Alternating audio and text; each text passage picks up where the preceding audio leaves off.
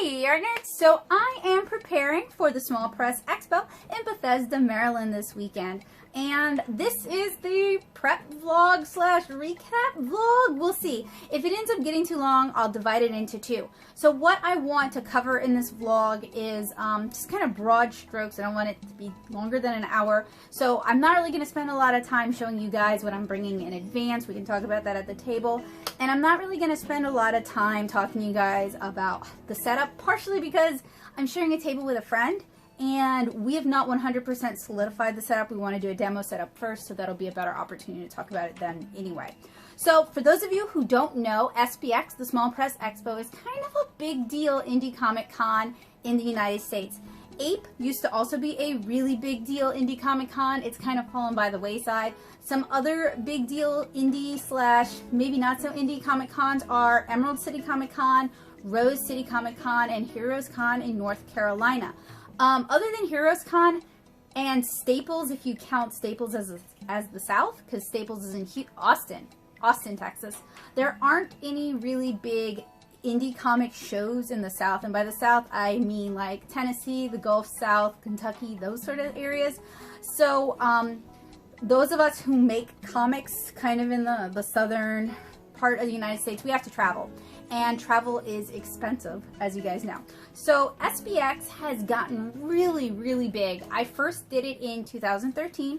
I've put in every year since 2013. Now, in 2019, is the only other time I've gotten a table in their lotto system. So SPX is lotto system, not merit system. This means that artists, theoretically, because sometimes anime cons with their lotto systems, things get kind of weird. Theoretically, it being lotto system means it's not just the people who are the fastest to submit their information, and it's not just the people who are already very popular and very established, although SPX invites a lot of guests. So if you are popular and established, there's a pretty good chance that you're going to be invited to go to SPX.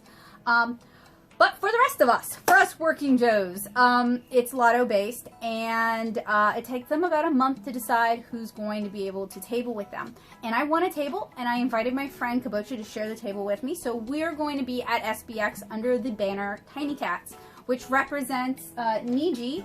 And I'm looking for Bowie, and he's under my desk. Otherwise, I would like hold him up so that you guys can be like, oh, he's so cute. So what I am bringing to SPX, I wanted to bring Volume 2. I wanted to bring Volume 2 so bad, and it's still not done, and I feel really crappy about that. And I know why it's still not done. It's because I've been teaching. Mama gotta earn money to pay them bills, y'all. So unfortunately, I won't be bringing Volume 2 with me, but I'll have a bunch of minis. I'll have 7-inch Kara. I'll have a bunch of charms, including some of my super cute new designs. And I'll actually give you guys a peek, a flip-through peek, in fact, at all the awesome stuff I'm going to have with me at SPX in just a moment. And I've been promoting the heck out of my presence at SPX because SPX is pretty much the only con in the continental US that if you're an indie comics person, there's probably going to be editors there who might be interested in your work. And literally every time I go to an editor talk at like SCBWI, it's like, well, are you doing SPX? And it's like, y'all know SPX is lotto based, right? Like, it's not with, I can put in, but it's not within my control as to whether I make it.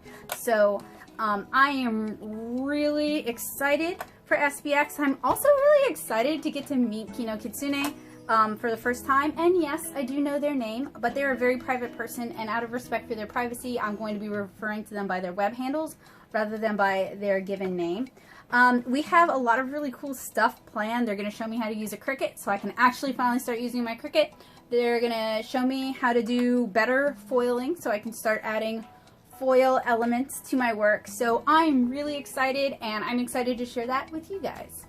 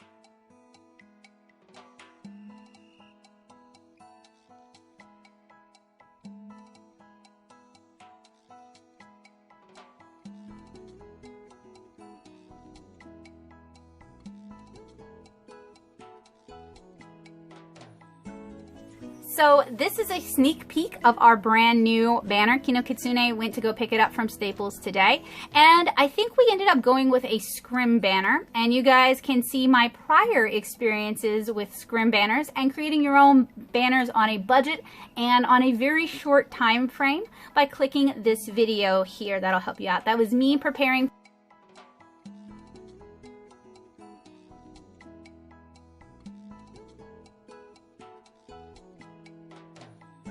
So since I'm sharing table space and have limited space, I needed a different way to display my wooden charms. So what I'm doing, rather than bringing that big beautiful signboard that we had laser cut, is I'm gluing small neodymium magnets to the backs of my charms, and I'm going to use them on this metal pie plate and just prop it up against my grid wall. So these are still drying. I needed to use something really strong and tough, so I used E6000 for these.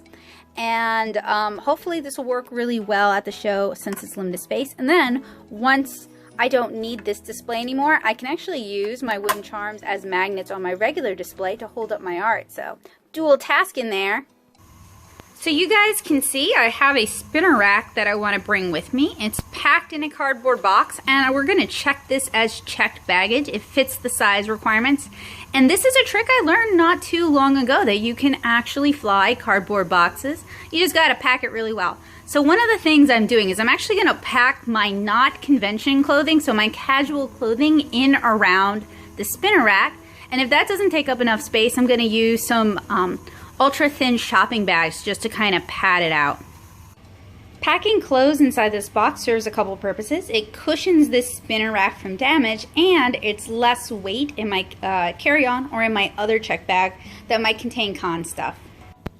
It doesn't just have to be clothes either. Any lightweight con stuff that's not going to get damaged by being with a heavier object can go in a box like this. Or you can pack all of your con stuff in a box like that and just really reinforce it. So this is what I need to pack in that big red bag. The biggest concerns are my general con stuff in the blue tub there, and then that big box, which is sealed and has my, whoa, y'all don't need to see that, which is sealed, that has my Kara books in it, as well as some of my zines, and as well as 1001 Nights. So all of that needs to end up in the big red box, and Bowie conveniently is trying to poop in the litter box. Anyway, all of that needs to go in that big red bag and not weigh more than 50 pounds. So when you're doing con travel, you want to fill your suitcase as much as possible. Now, if you're carrying heavy stuff, that's going to really kind of limit you. So something I use when I am packing for con travel. Hey, Bo. Hey, buddy. How are you? Something I use when I'm packing for con travel is I use a bunch of those ultra thin shopping bags just to kind of fill in the space, because you can get rid of them afterwards and they don't weigh a lot. But if you don't fill up the space, your stuff is going to really rattle around and it can end up getting broken.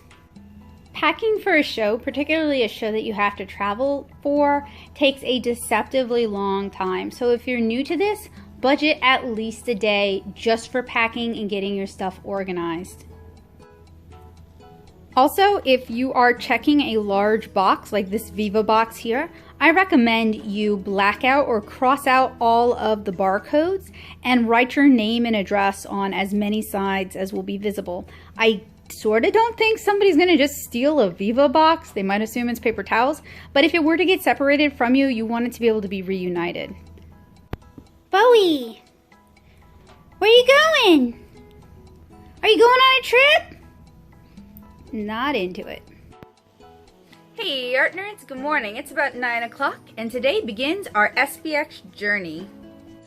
And all packed up for SPX as well. So we have a large red bag, a small teal bag that contains clothing and a couple of portfolios. That takes about pretty much all that bag. A large cardboard box to check, and 2 carry-on backpacks that are pretty laden down with stuff. In the light blue backpack, I have my mini prints and my charms, and I am definitely prepared to take those out before TSA. You can definitely take them through TSA, but it's going to get flagged. If you take them out before TSA, they can actually see that they're not harmful items and will let you through quicker.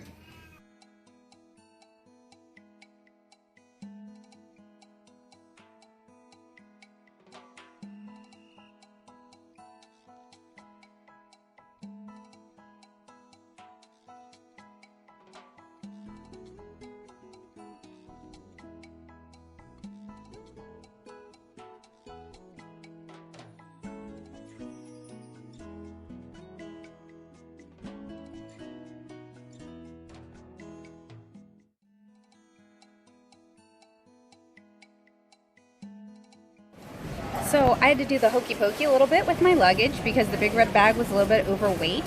Fortunately, I packed my 25 pounds of books in their own cardboard box, securely fastened with my name and my mailing address on it. You want to pack books as a check bag because if you try to get them through TSA, because it's such dense material, you're going to get flagged and you're going to get searched, which isn't a big deal, but it does take up time. So if you're short on time, pack your books as a check bag.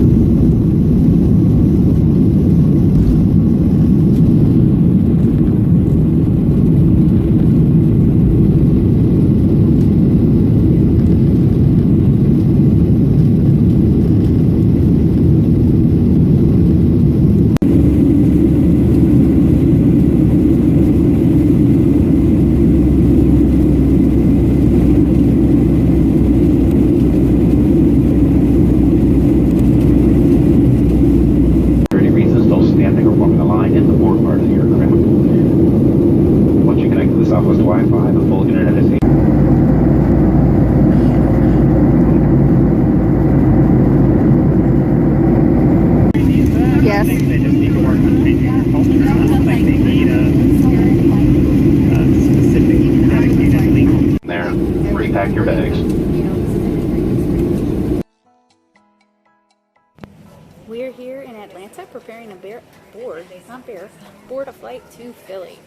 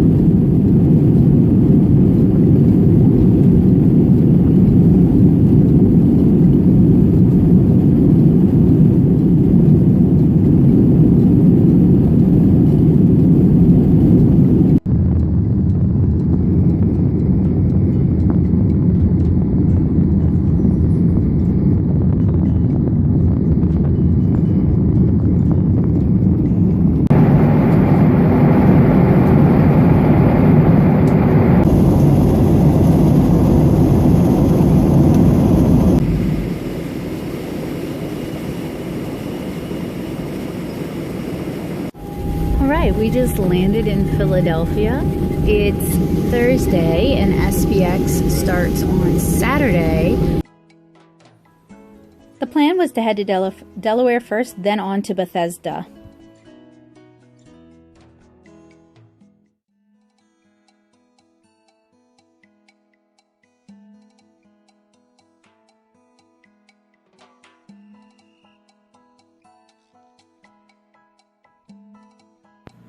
Hey guys, good morning. So we are about to head off to the Marriott for SPX.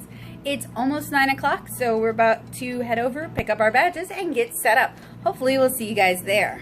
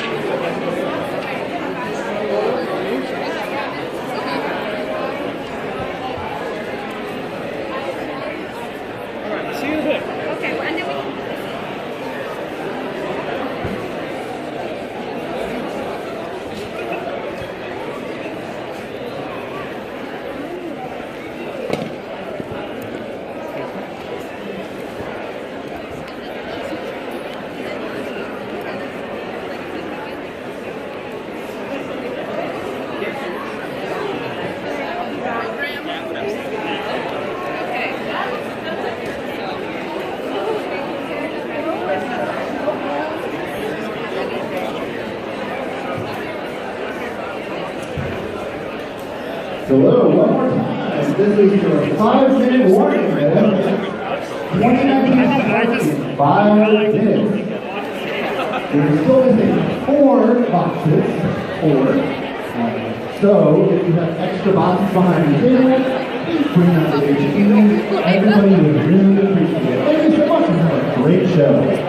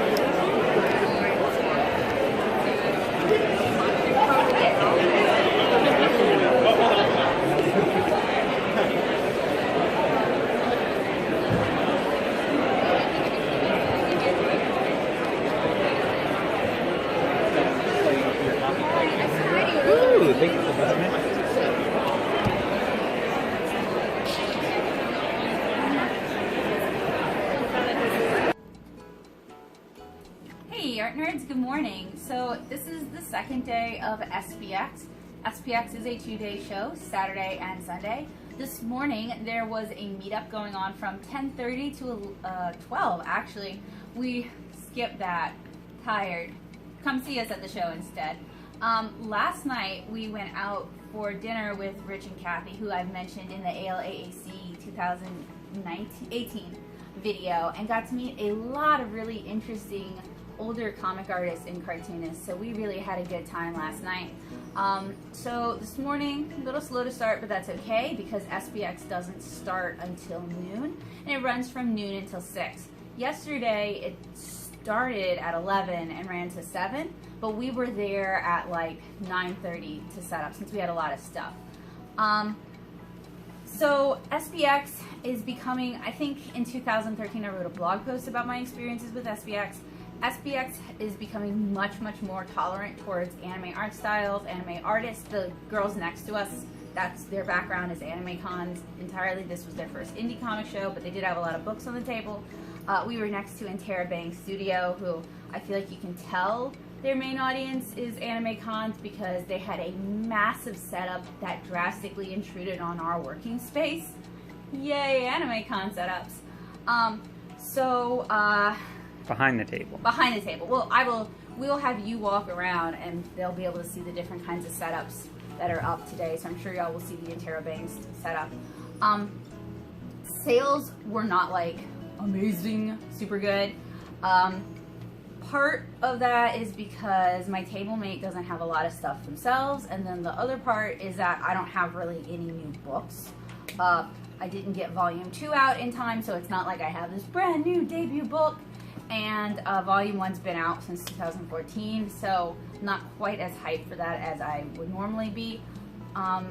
Also, just like, I still feel like SPX is really good if you are a larger name, if you're tabling with your collective and you guys have a lot of books, if you're there with a publisher, or if you are a publisher. But that's not to say that SPX doesn't have its own things that make it worthwhile. I think I've talked in other videos about some shows being networking shows and some shows being sales shows, and SPX is really much more of a networking show.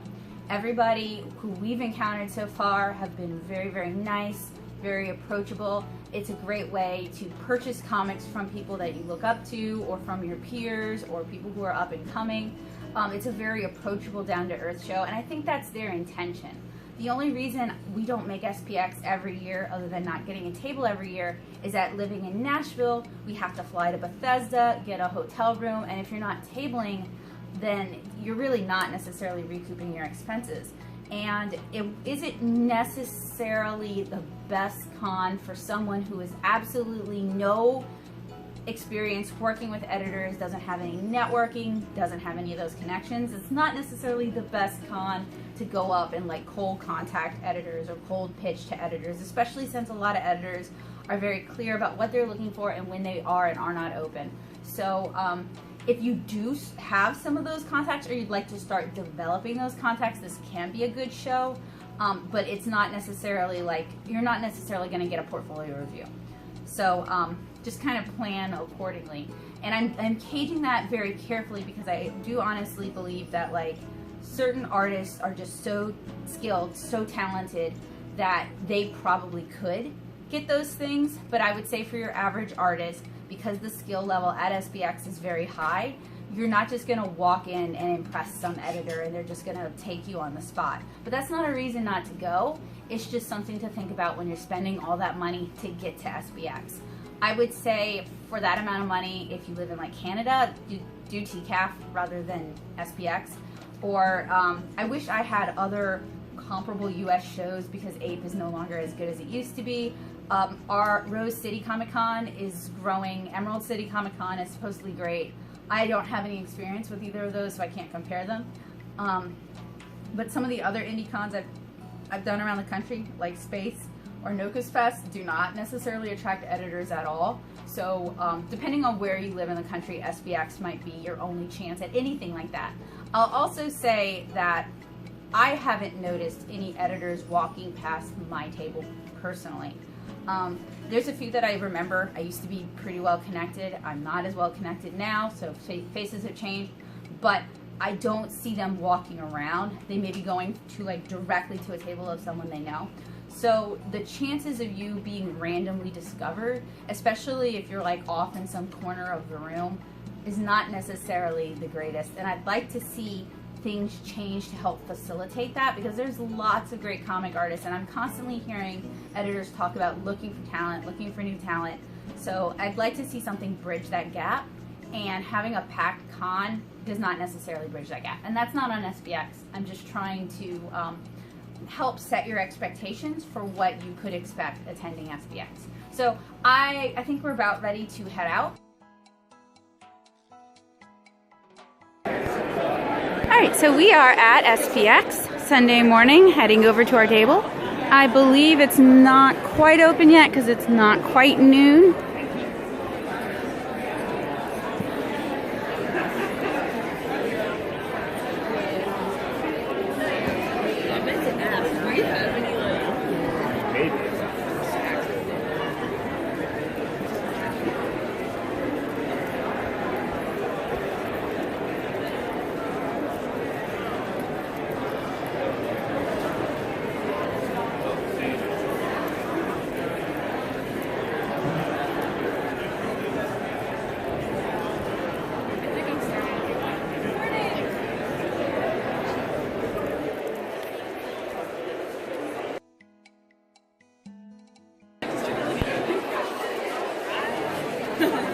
So this is our exit.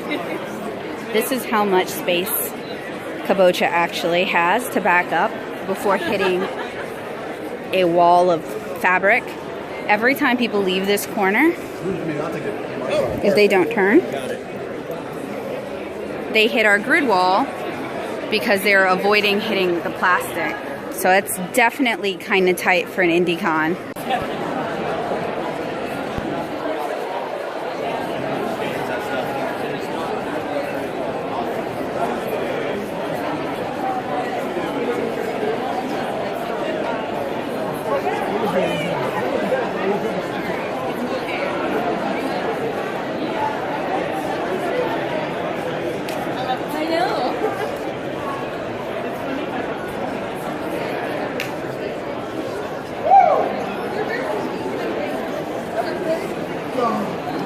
One way or another, there will be nothing here. What?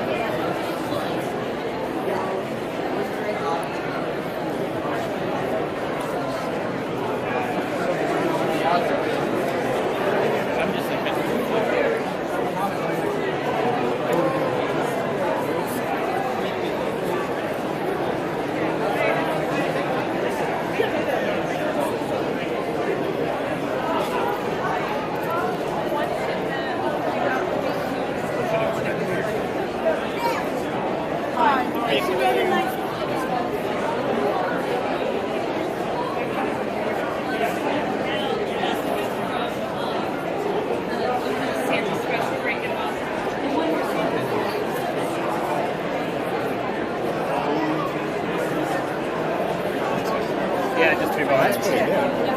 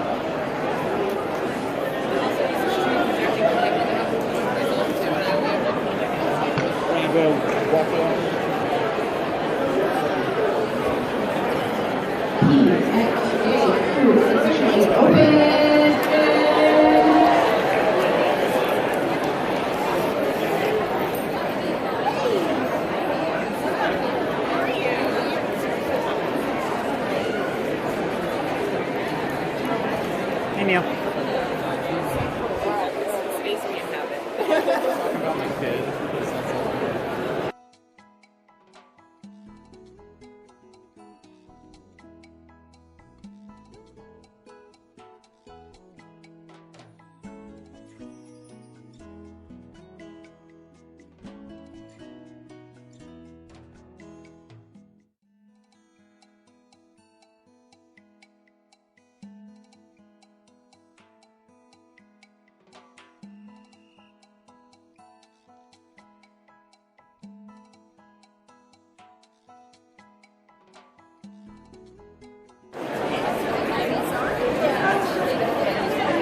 Good morning. I didn't want to yell because it's kind of loud in here, and I don't think I can yell louder than the crowd.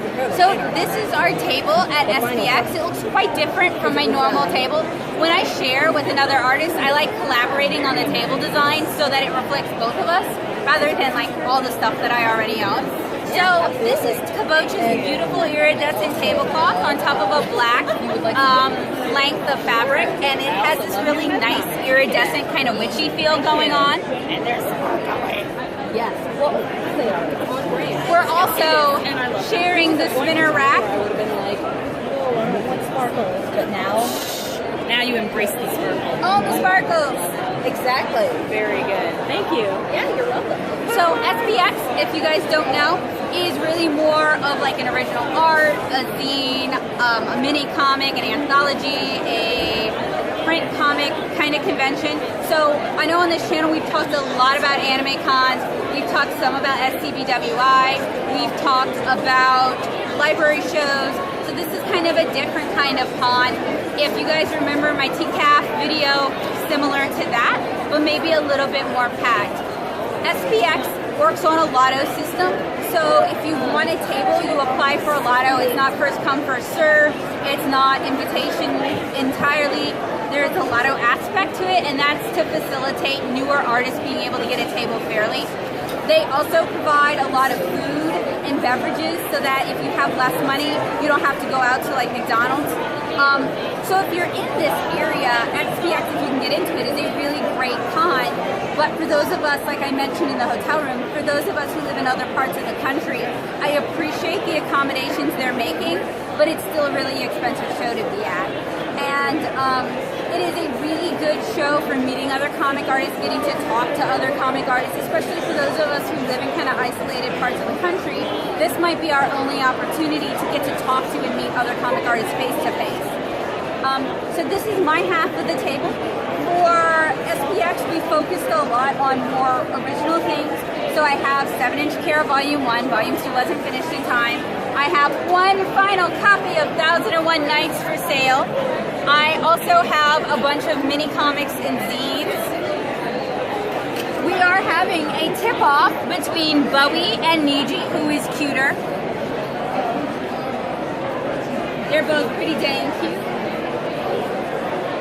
I'm also selling our laser-cut wooden charms, some hand-painted wooden charms, and I have mini prints and original art for sale as well.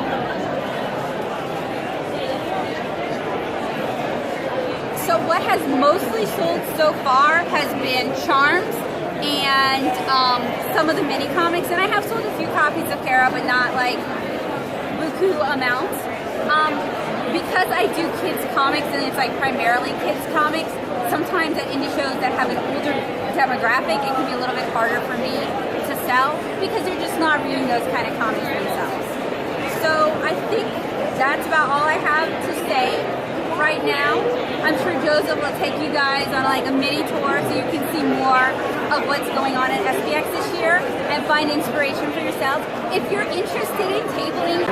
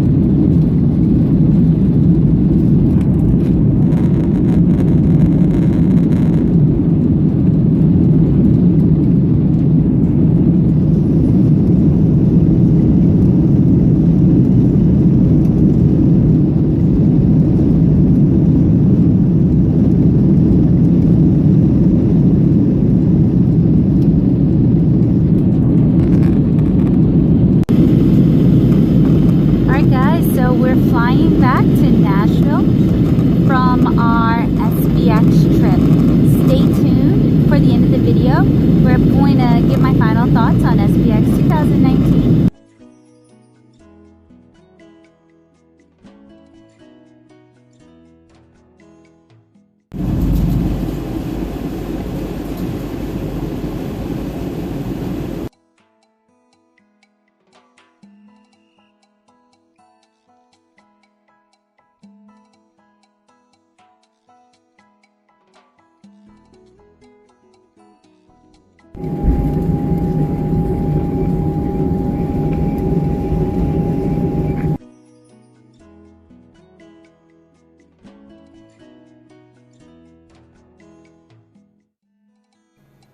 Alright, so this is some of my book haul from SPX. Some of the books that I bought, like 3 of them, I'm not going to show on camera just because they're a little bit X-rated for what this channel usually does, a little bit higher rated than what we normally cover.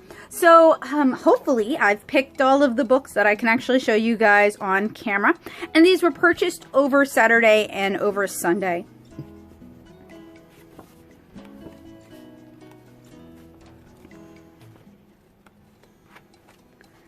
And I'm not really going to comment too much on them because I actually haven't had a chance to read any of them. So some of them I was really excited about. Like, I've been eyeing newsprints for a while. I've followed Rue on Twitter for a long time. We're both SCAD Sequel grads, and I was on Sequel Lab at the same time. So we actually crossed paths a few times. So I was really excited when they got a deal with Scholastic. And newsprints looks like it's going to be beautiful and a fun read.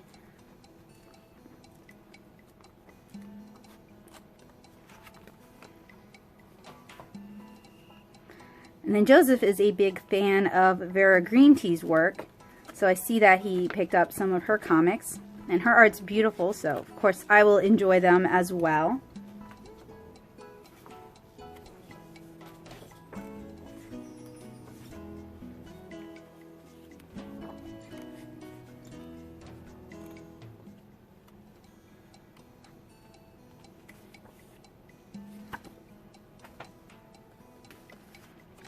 And then this was from our table neighbor. We traded for this. And I love the art in this and how cartoony and fun it is, as well as the beautiful use of tone in here. I believe they are a fan of Kabocha's wonderful Photoshop brushes. So it's lovely to see Kabocha's hard work put to beautiful use like this.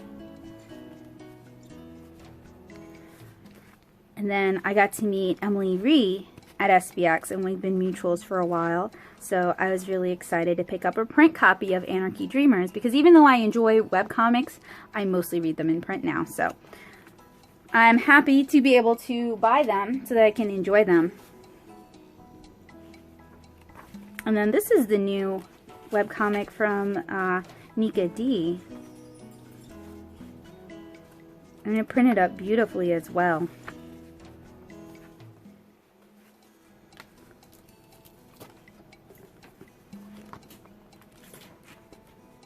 And I've had mixed feelings about Lucy Nicely's work over the years, yet I seem to buy a copy of every single comic she releases, so what's she gonna do?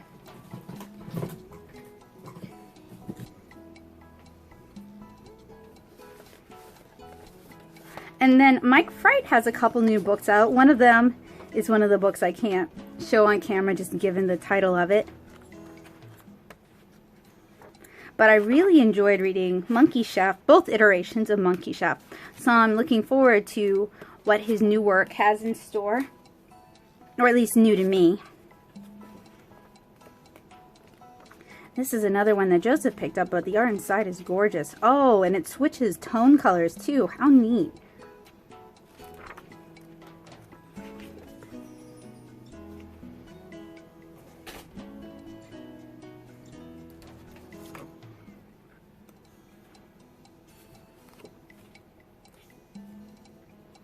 Ooh, look at that shiny gloss printing.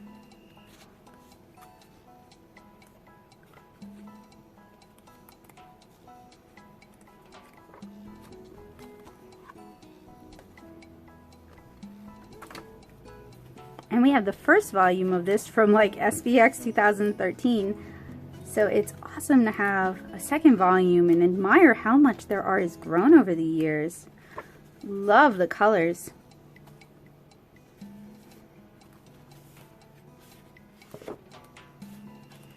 Ooh, Neil's been busy. This is a thick copy of The Plot number 4.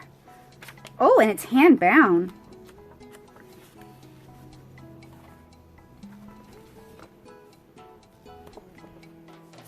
Ooh, look at this. It's watercolor on the inside.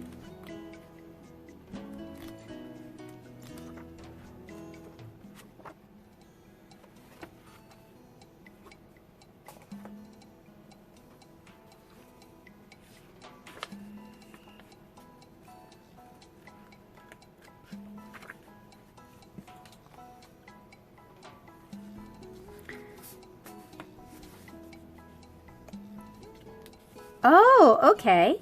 This is by Lily and Amethy, and I think it is the start of their new webcomic. Oh, the art inside is just gorgeous, too.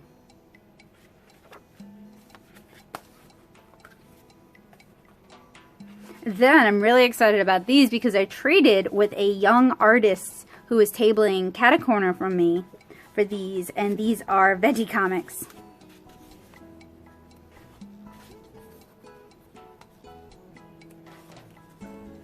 Look how much hard work went into these. Trying to find the right order. Here's number 1 and 2. This is number 3. Bonus 2 in 1.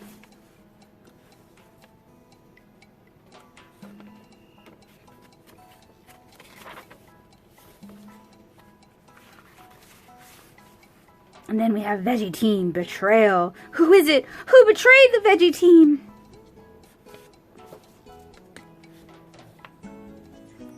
Oh, you can see their art's really grown while working on Veggie Team. And then we have Smart Narwhal Origin Story. And this narwhal is just so cute. Look how cute this narwhal is. So cute. Revenge.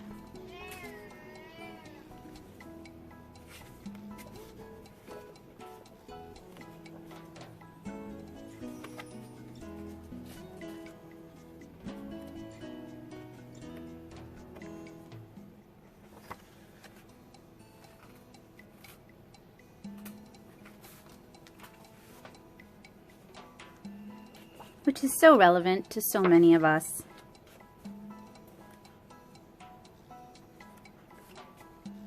And so hard not to.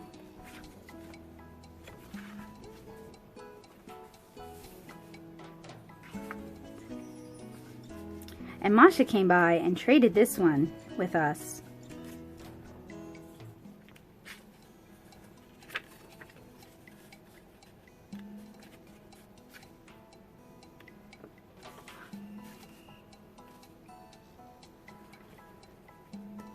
This was a particular favorite of Joseph's. He insisted that I read it. I have not yet, but I will. The art and the cross-hatching on this one is really beautiful, as is the use of tone.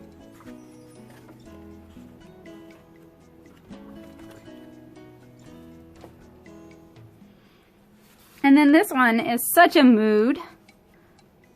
Kabocha made this one after I started nagging about SPX stuff since we were sharing a table. This was one of the big sellers of the con. People really related to this, and also it has shiny foiling, and Kabocha helped me record a tutorial on how you can foil at home, so I hope you guys will look forward to it. It's very impromptu though.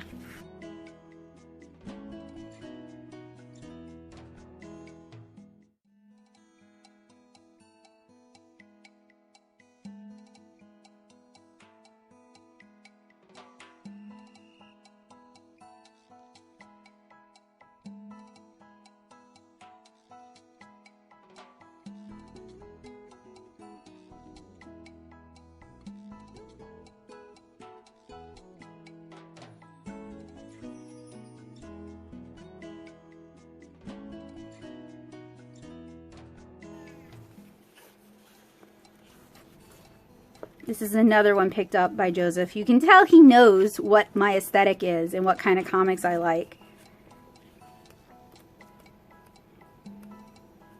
I didn't really get a chance too much to leave the table until like Sunday, 4 o'clock.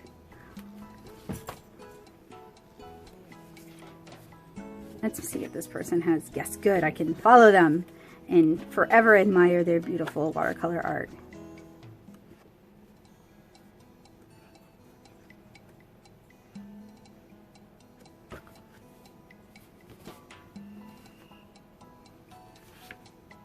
And I've been seeing this one around, mostly on Etsy. So I was really excited to be able to buy a copy in person. So I'm really looking forward to this one. They say I've got this, but I've been querying agents for a long time. But hopefully this will be the thing that makes the difference.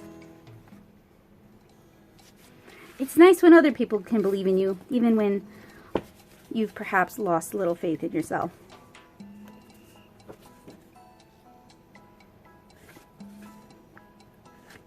There was so much cute art at SPX. So one of the things I want to point out, you guys are seeing a lot of anime art, manga art inspired comics. I love it. That's my jam. When I did SPX in 2013, that was absolutely not what SPX was all about. So I am so delighted to see just in 6 years how much the industry is shifting, how much what is considered acceptable or desirable is shifting. To me, that's just so exciting. A book of mushroom illustrations. These are beautiful too. So much gorgeous watercolor work. I remember when I started Kara, literally everyone was like, no one's going to buy a watercolor comic. Nobody's going to print a watercolor comic. And now there's so many artists who are really making it work. With such beautiful art too.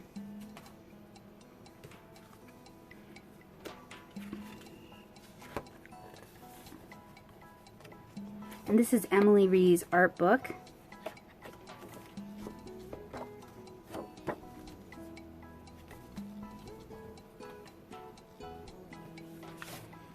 And her fashion sketchbook.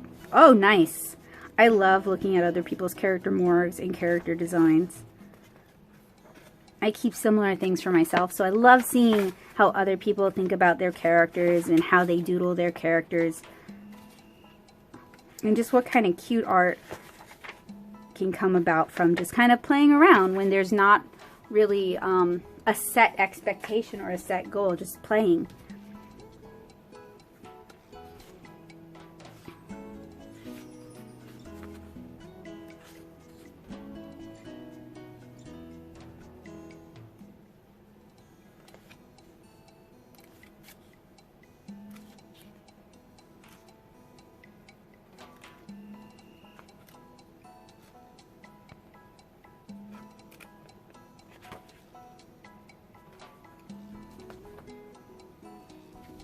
And I'm kind of working my way through things because I have a set of things I want to show at one time.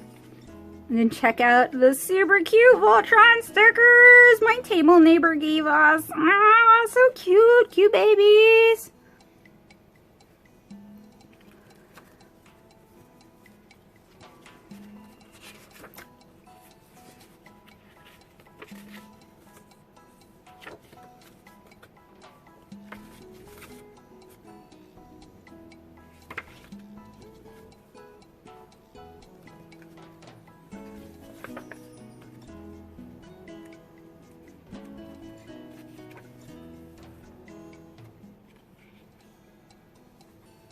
Oh, this is neat, and it has tags in it, or tabs, sorry. This is some body horror, sorry friends. I will look at this later because Junji Ito-esque stuff is definitely my jam, but it's not necessarily what is the most appropriate. So this one is gorgeous, and I'm not super sure I can show it on the channel just because it's a collection of figure studies, and often figure studies tend to travel into the nudity range, and I'd like this video to stay kind of an all ages thing. So we're gonna share, please have put, okay, I have a photo of the artist card on my phone, but please, please, please, when you're selling prints, when you're selling originals, please, if it's a beautiful, I paid $20 for this print, so please sign the back, put your URL, or put a card inside, because I love the art. I want to credit the artist. I want to be able to follow the artist. And if I hadn't taken a picture of their card, I wouldn't be able to do that. Please do that. I've ragged about this with commissions as well. Please. So, this is beautiful. Unfortunately, I cannot tell you who I bought it from at this time, but it is gorgeous. And it's printed on really nice heavy paper, and considering I paid $20 for it, you'd think they could sign it somewhere. So, one of the most exciting things I think for SPX, there's a couple big exciting things. One was getting to see Lily again, and the other was getting to see Lucy again. Lucy and I were, we were both at SCAD at the same time, but I was a grad student, Lucy was an undergrad, and while we weren't particularly close, I really liked Lucy's aesthetic, I really liked Lucy's art, which was at the time very heavily inspired by like the artwork of Chico Umino. So, very beautiful watercolor shoujo work. And recently, Lucy's kind of popped up on my radar again, and I've been like stalking her Instagram because her art's gotten so gorgeous.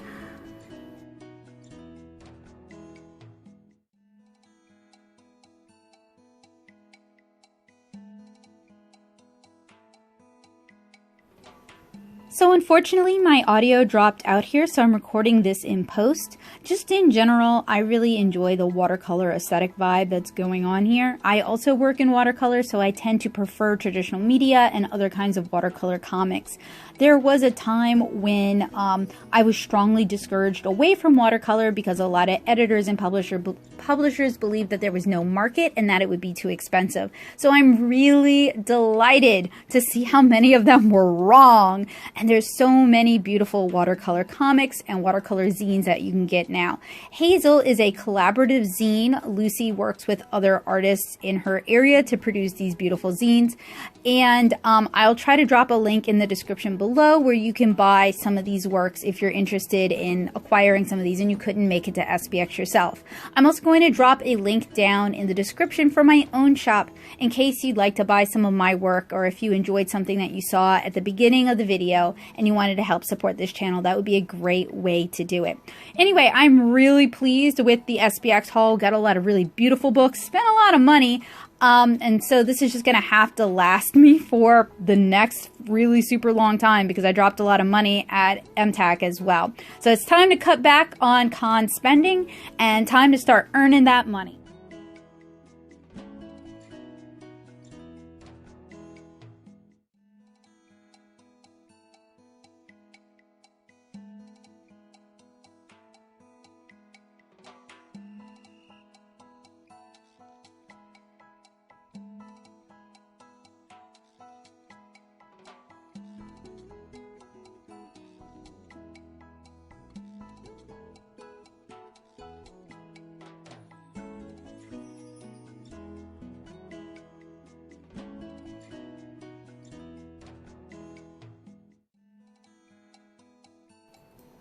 Alright, so I'm back in Nashville. It is actually the Friday after I got back, so it's been almost a week.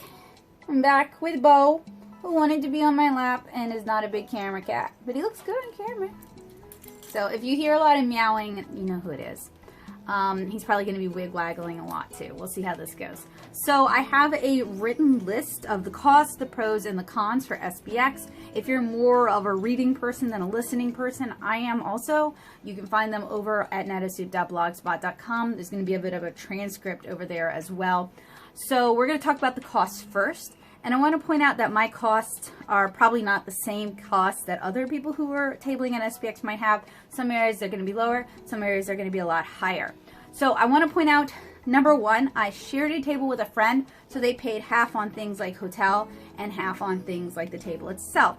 Also want to point out that I brought someone to assist me, so a lot of my totals should be halved. So the flight to Pennsylvania, where I was picked up, on Southwest was $350, but I paid $200 because I cashed in a lot of Southwest loyalty points. Most of those loyalty points have been accrued flying to shows over the years or flying back and forth to Louisiana to visit family. So that's not something that's necessarily accessible to everyone. Now, I like flying Southwest for cons because I get 2 checked bags free, plus a carry-on, plus a personal bag. So like, I could theoretically have 2 huge 50-pound bags, 1 smaller 50-pound bag, because those overhead bins have a weight limit of 75 pounds. Don't know if people know that, but you should. And I could have a backpack that is just ridiculously heavy. And I could be able to get on the plane with a fair amount of stuff. And then when you fly with 2 people, that's 4 checked bags, 2 additional carry-on bags. So you can bring a lot of stuff on Southwest without paying a lot of money. My hotel room, we could not book at the SPX Marriott. It was the 25th anniversary. They were booked out about a month ahead of time, so there's just nothing to book. So we stayed at a nearby Hilton. We paid $286 total, and $143 was my share.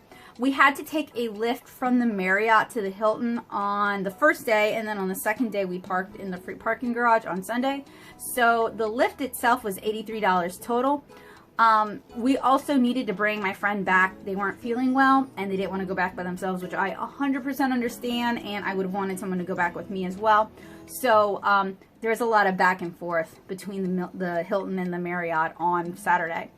The food total was $203 split between 2 people. The table cost was $200 split in half, so that's about $100 my share. And the estimated amount spent on comics was about $290. I did trade a lot, but I have this bad habit of I will give people my comics for free, and then I won't let them give me comics in return. I will pay them for it. So it's like I could have been a little more savvy about that. But when I go to comic shows, I also get just so excited about supporting other artists. I don't think about supporting myself. So I'm sure you guys can kind of understand where I'm coming from with that. My total con cost, and this is estimated, and this is for 2 people, is $879. My total sales were $225, which was not good. Like, let's be real, that's not good. So SPX for me is not a financial con. It seems like for a lot of people it's not.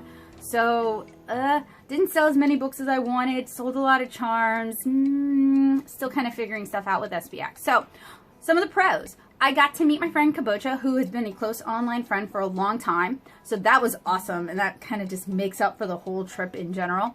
I had a lot of fun just in general being at SPX and being up north and doing fun things. I got to see Kathy and Rich again. If you guys don't know about Kathy and Rich, Joseph interviewed both of them, and they are so awesome. So cool. They've been such a gift in my life in terms of just themselves being awesome, and then they are very generous about introducing me to people, which is phenomenal because they are older than I am and they're more established than I am. So the people they can introduce me to are people who would never talk to me natively. So I'm so grateful to have friends who are willing to pass the baton back so that younger artists can move forward. So I'm super grateful to get to see Kathy and Rich again. Also got to meet a lot of older comic pros at the dinner that Kathy and Rich hosted. These are people who, again, would just be pretty much out of my access. Even if I went to the table and bought from them, it doesn't mean that they would engage me. Having that intermediary do an introduction and vouch for you makes a huge difference, which is why I like introducing friends to friends, because I'm vouching for them, and I wish more people would do that on my behalf. So I'm very grateful to Kathy and Rich for doing that. Most of my neighbors were awesome. I felt like an actual comic artist interacting with peers. Now that's a big one for me because when I do a lot of anime shows, the attitude is just different. A lot of people who do anime cons are doing a lot of prints. They can be very competitive. They can be kind of cutthroat. There's not a lot of kindness. Whereas at XBX, the attendees were awesome and the other people tabling were very awesome and generous. So it was really nice to just be in a more positive environment for my field. The attendees, by the way, were awesome. Everybody was super nice. As I said, most of the other artists were awesome. There were water fountains everywhere, which is important for hydration. Hydration is a thing that we need to do. They had an excellent program guide. I kept it with really beautiful art. Like, I love the cover. Beautiful art. And then inside, and I'll show you guys in a little bit, but they have all of their panels explained. I did not get to see any panels though, unfortunately. And then all of the exhibitors, my only complaint, and they have a map, my only complaint regarding this is just that it was hard because a lot of us go by online handles. People might not recognize your real name if you use your real name, and then a lot of us use avatars online and people may not recognize you because you don't look like your avatar. So, that's definitely just something to think about, I guess. And there didn't really seem to be a delineation between kid-friendly tables or tables selling stuff for kids. So I think some other artists on Twitter are talking about that more in depth. I may revisit that topic, but I don't want, this video is already long and I don't want it to go super long. So excellent program with really nice art. Wider alleys than what they had in 2013. It got crowded, but it never got horribly claustrophobic. People could still move around. I was able to meet several Twitter mutuals and other webcomic artists, which is so nice because it makes you feel like you're part of a community again. And I know some people, they're good with just the online aspect, and that's okay. But I'm a social person and I like meeting people in real life and getting to like see them and interact with them and buy their stuff from them in person. So that means a lot to me. And then there's a lotto system that gives more artists a shot at the table. And I know that's also been a area of discourse. I feel like no matter how cons divvy out tables, people are going to have complaints. But I was really happy to be there again. The last time I got in was 2013, and I've put in every year between 2013 and 2019. So it's been 6 years since I went to SBX. And I don't feel like I was owed a table or entitled a table or anything like that. Okay, so let's talk about cons. I didn't actually see many editors at SBX, and this is a big deal for me because graphic novel editors, comic editors, editors at different comic companies and comic-friendly companies make a really big deal about how you need to be at SBX, and then they don't show up. Or if they show up, they're only doing panels. Or if they show up, they're only at the table selling books. They're not actually getting up and walking around. And for comics to be really egalitarian, you need that element of random discovery that kind of makes things more egalitarian. Yeah, we have the internet. We can post our webcomics. We can interact with one another on Twitter. We can have a 10-year running blog. We can have a YouTube channel. Who am I talking about, guys? But like, people don't leave their online social circles much either, and they don't get exposed to new things unless people recommend things to them. So having SPX, having any kind of indie comic con where editors get up, walk around, talk to people, do portfolio reviews, just generally engage with the next generation of artists is really important. And I really didn't see it. I don't know if it's because I was in C Block and they weren't making it there, or it seemed like so Joseph was always trying to push me away from the table to go talk to people, his big thing. But I've also noticed that when I stay at the table, I actually meet more of the people I want to meet because they've come over to say hi. We just have bad timing because every time I left, somebody would come to say hi. So I'm wondering if like maybe my timing was just bad, and every time, sorry, my monitor died. Every time I left the table, editors were the ones coming around. But, you know, there's no way to tell if somebody's an editor either. And I know some editors like incognito mode, so I don't want to take that away from them. But a suggestion would be, if you want people to pitch to you, if you're looking to give advice, tell people that you're an editor, wear a pin that says you're an editor, something like that, to just kind of give that heads up, because otherwise we're going to try to sell to you the same way we would try to sell to anybody else. So that's the big disappointment for me, because SPX is expensive, SPX is far away. I'm not a particularly popular comic artist, so I need shows like SPX where I can continue to show my work and get feedback from people who know a little bit more than I do. And I feel like in that regard, SPX was not useful. So I also thought maybe having editor badges, but I understand that might be a bad thing because people can get really weird. And there's really no noticeable delineation for kid-friendly and kidlit tables. There's no balloons for those tables. We're not in like, I think maybe we were in a kidlit section or a kid-friendly section, but there wasn't anything to like say, hey, this is good for kids. So I don't know, like there was no signage at the show for that. In fact, the only signage that was up were these giant balloons that had like our blocks in them, and I didn't even know we had those until Sunday. So I could see people who maybe are new to this or are distracted by taking care of their kids missing those sort of signs. Book sales were lower than usual, like way lower. Like I do better at Handmade and Bound, I do better at A2Cap, I do better at a lot of anime shows. So a lot of artists are also going to talk about like SPX is like the big deal, and it can be a big deal. We don't have enough good indie shows in the US anymore, so just by elimination, it's a big deal. But I'd like to see that change as well, so that so much isn't hinging on one show that happens once a year in one part of the country. So here's the biggest con for me is one of our neighbors' backdrops blocked the exit. I showed you guys that.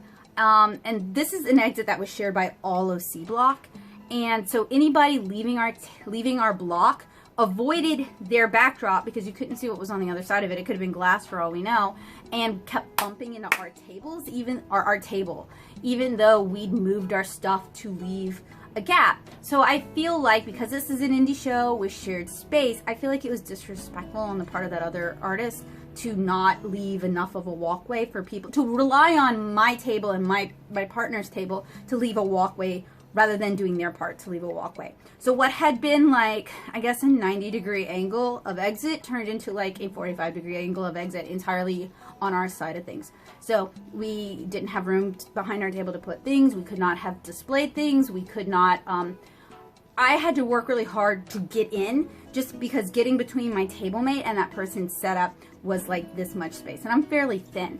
So I would like to see more consideration. Not most of the people there seem like they are very considerate people. They left lots of room for other people, but like just be considerate that your backdrop might interfere with other people, especially if you're at a corner. It tends to be shared space, which is why when I saw we were at the corner of C Block, I was like, no, because I was at a quarter the last time I did SPX, and a corner is basically half the space. They put twice as many people in half the space. So lighting in there was really dim. It caused eye strain for me. And if you don't live in driving or train distance, SPX is an expensive con. And we need more indie cons across the US, like viable indie cons that editors go to, that popular artists will go to, that have popular enough guests that it can attract a local population. We need more good indie cons in the US. Especially those that would have actual hiring opportunities. That's a really big deal. Most of us are broke. Most of us would like to make some money. So can we return to the days when this was a hiring opportunity again? Because that wasn't that long ago. And as I said, sales weren't great. I basically lost money during SPX this year. I don't have a publisher funding me. I don't have an editor funding me. It comes out of pocket. So I had a great time. Don't let my complaints fool you. It definitely wrecked me. I'm exhausted, and then I had to go straight into teaching, and that exhausted me too. So right now I'm fighting a headache, but I had a good time. I would recommend attending SPX if you're in the area. There's loads of amazing artists every year. I would also recommend tabling, like putting in and tabling if you get the opportunity. But just kind of go in with adjusted expectations. And anyway, so Joseph got a couple of artist interviews sharing their experiences with SPX. So I am interested to see how their opinions differ from mine. I'm eager to see it. I hope they do. And I hope you guys watch those too. And if you're looking to learn how to table at shows, I want you guys to check out how to be a con artist. .tumblr.com. That is the convention help blog I co-run with Kiriska. I usually handle more the indie stuff. So if you have indie questions, please write in. I get so tired of print questions. So tired of print questions. So tired of AliExpress questions. And check out the other artist interviews here on this channel, including our SBX 2013 interviews, because Joseph interviewed Raina Telgemeier and Tyson Hess in 2013. So thank you guys so much for watching. If you were at SBX, let me know where you were and how your experiences went at the show, and hopefully I'll see you guys again really soon. Bye guys.